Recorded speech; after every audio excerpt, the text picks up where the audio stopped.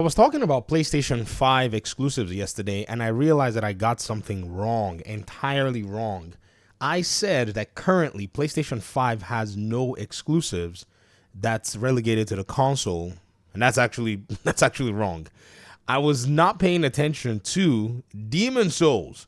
It wasn't until I came to my PlayStation collection and I was going through some of my other games that I realized that, hey man, I did go back and I think I may have traded in my copy of this game because once I started playing it, I bought a physical copy from Meraki a while ago and I played it for a short bit, but I just lost interest because Elden Ring was really hitting. If you notice, I played 22 minutes. That's about it. I put it aside and I never really got to play. And this game is not on any other platform in this particular form anyways. The remake, like when you actually think about it, and this is an exclusive game that is not available anywhere. So I messed that one up. That is my L to eat.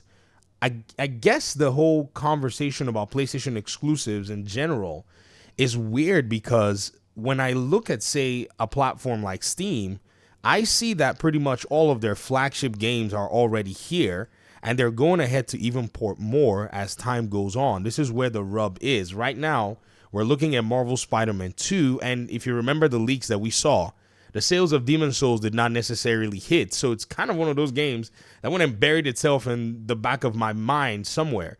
And to be very honest, I feel like now, after Elden Ring has already gone through all of its own pizzazz and everything, I ought to give Demon Souls a try. Elden Ring was one of those games where I went on the double dippy with that game. Where's my PlayStation version of this game? I think I had played about 40-ish hours of Elden Ring by the time... Is it alphabetical here? By the time that, I was already into it. Filters, sort by A to Z. By the time I was like into the game, I'd already double dip. But today's video, though, is more relegated to a statement that was made by an audience member of mine. They said something about Game Pass that I thought was interesting. Yeah, let me go ahead and download this bad boy.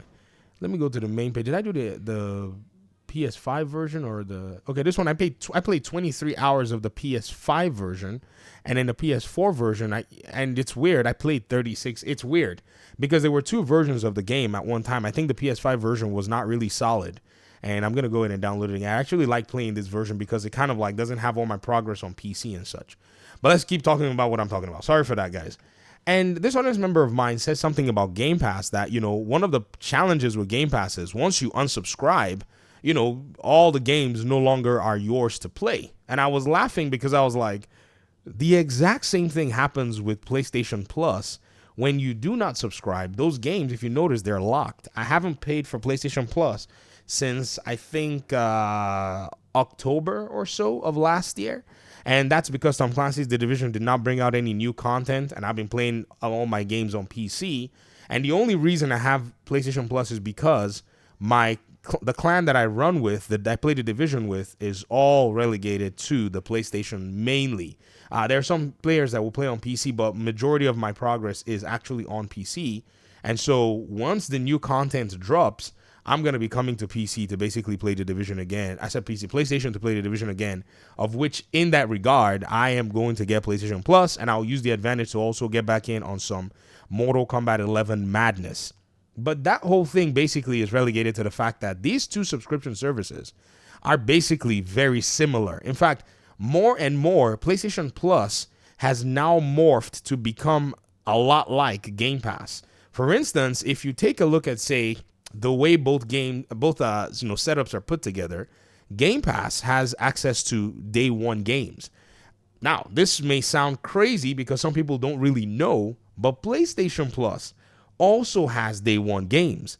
This particular, reality has not really hit a lot of, folk who play on the PlayStation side, simply because a lot of these games are not necessarily your big name games.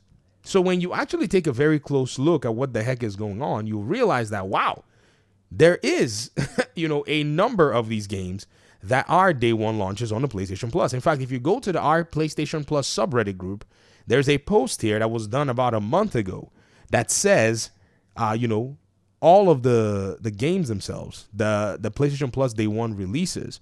And there's a whole list here. So Fall Guys Ultimate Knockout, Stray, Tchia, I think is this, Metro Maker, Sea of Stars, moving out to Divine Knockout, Teardown, Animal Well, Plucky Squire, Dave the Driver on console, FBC Firebreak, Hunter's Arena Legends, Operation Tango, Oddworld, Soulstorm. I remember this one was actually a while ago. This was one that we actually did see from a while back. Rocket League, really? Okay, Resogun, Destruction All Stars, and I think Maquette, or that's the name of the game.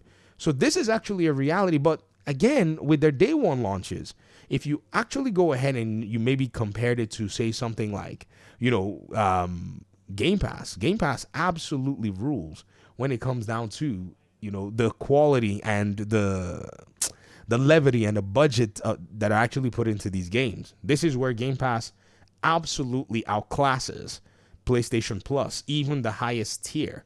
Because again, you now have access to these games. Now, there are advantages that you would see on the PlayStation Plus side, where the cloud, streaming and all of that actually does have reportedly better quality, but that better quality, is quite arbitrary because sure, it's able to stream at higher quality in terms of being able to get better, resolution via stream, but you can play a game like Starfield in your Tesla, right? You can play a AAA game in your Tesla. You can play a AA game in your Tesla if you go into your cloud gaming library in terms of what Game Pass has to offer. So in my own, humble opinion, when you think about both services, you have to see them as kind of like very similar in many cases. And then the difference and the differentiator as to what you're paying in terms of your extra $2. And when I say your extra $2, I'm talking about PlayStation Plus Premium, which PlayStation Plus Premium is $17.99.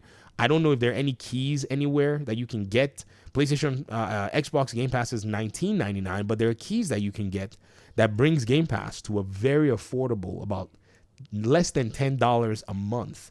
If you actually go around and look around, there are keys from Green Man Gaming. There are keys from, CD Keys. And I didn't want to show this stuff on a video because you go show this stuff and then, you go jinx it.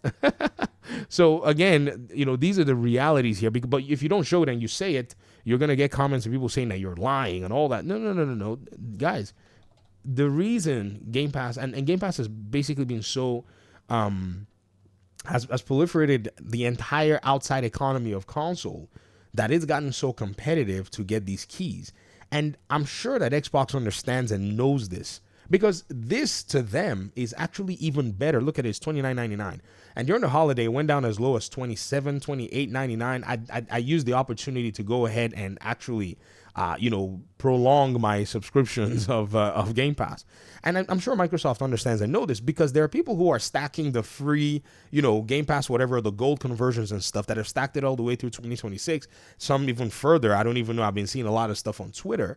And, for them, this is where the value proposition is. But Xbox understands one thing, that the Game Pass user doesn't just use Game Pass. They have the option and the ability to be able to buy the games that they actually do want on Game Pass, if you understand what I mean. So this has been basically what I think is their biggest strategy and their biggest play at the end of the day, where you actually have access to the games and you have an integrated store with it. I remember somebody there was a Twitter feed that somebody was actually basically talking about how, Game Pass is like Netflix. And I think they meant well. I think they were trying to just basically show some of the, They were trying to show some of the similarities. But the big differentiator between Game Pass, Netflix, and PlayStation Plus is that they both have integrated stores. Like on PlayStation Plus here, if I were to click any of these games that I no longer have access to, Jedi is mine. I bought Jedi on all of them. Like, say, Mass Effect, right? Which was a PlayStation Plus edition I don't know when. I guess I copped it. Well, if I don't have it anymore, I can still go ahead and click the, prompt to buy, just as I can with Game Pass. And this comparisons and these things need to be made and need to be shown very carefully so that everybody can understand exactly what it is they mean. Because I've been seeing a lot of misinformation, guys. Like, I've been seeing a lot of weird stuff. Like, I'm talking some of the weirdest things I've ever seen in my life. Like, somebody was telling me, for making a comparison of both of them, PlayStation Plus and Game Pass, somebody said that I'm a shill. I literally am showing you what these two services have to offer. From a consumer perspective, you're getting to see it yourself. And I see a comment saying, this video is the reason why this channel is a shill channel. What did I do? All I did was I showed you Game Pass. This person dropped SK8. They literally said, look at this. This video is why your channel is a shield channel. And all I did was say, the PlayStation fanboy is anti-consumer. And in the video, I talked about this kind of behavior that you see with people basically saying, oh, Game Pass is going to do A, B, C, D, and E to the industry. This same person, they came out here, they said, just learn from what's happening to streaming TV services right now. It will be 100 times worse for gaming. In their minds, because of Game Pass, somewhere, somehow, gaming is going to die. Do y'all see what's going on?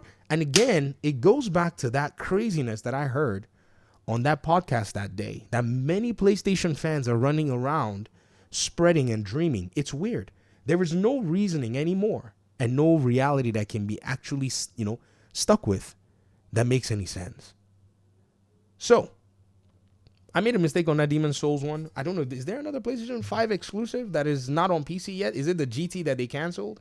Perhaps it could be that game. But again, Gran Turismo, I think that game was on the PS4. And I think Demon's Souls might be the only one that I know about. But I don't play Gran Turismo. So, yeah, I stand corrected. Thanks for watching the video, guys. I appreciate you guys' time and audience. And hopefully we'll talk pretty soon in another one. Peace out.